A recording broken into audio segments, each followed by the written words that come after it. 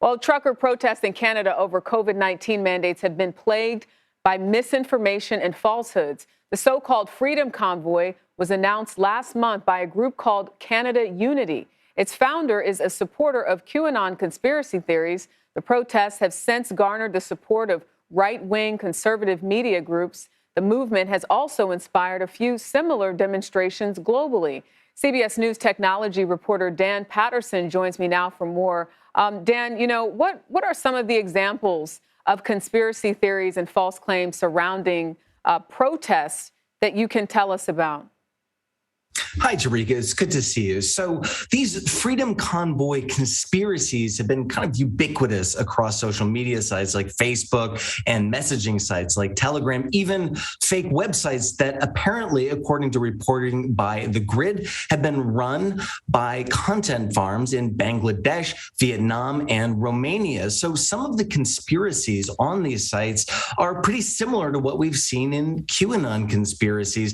There are claims that elites are trafficking children by airplane, and that Prime Minister Justin Trudeau is controlled by the World Economic Forum. All of these, of course, are fake. These conspiracies are often laced with anti-Semitism and white supremacist memes.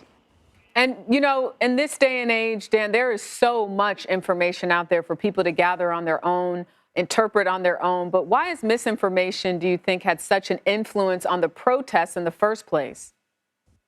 That's right, Jericka.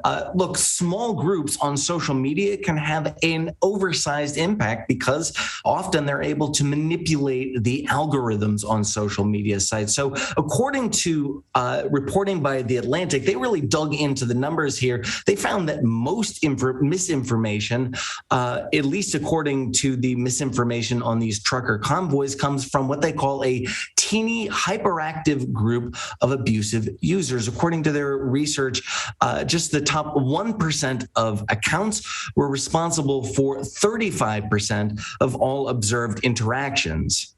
Do you think it would take an intentional effort by some then to put out more information that is correct when you're bombarded with so much misinformation?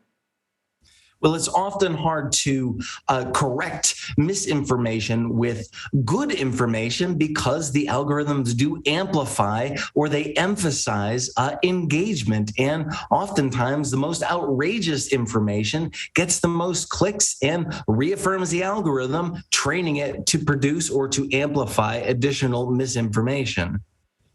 So, it really is incumbent on the people that are subscribing to this to hopefully do some of their own research.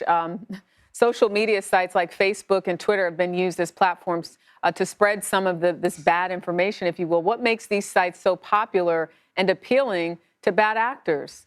I think it's probably because they know that there's so many people on the platforms, but that's where they continue to target folks. Yeah, look, the biggest target is, or the biggest platform is often the best target. But, look, it's often that bad actors are able to stay one step ahead. They can innovate and they can use new technology faster because they don't have to play by the rules. Law enforcement is pretty accustomed to this with criminals who, again, don't have to play by the rules. On social media, bad actors and conspiracy theorists don't have to follow any rules. They can simply pump bad information into the system and get the results that they're looking for. Yeah, and over the last couple of years, we've also seen some of those platforms take more of a stance when it comes to that. Dan Patterson, thank you. Good to see you. Good to see you as well.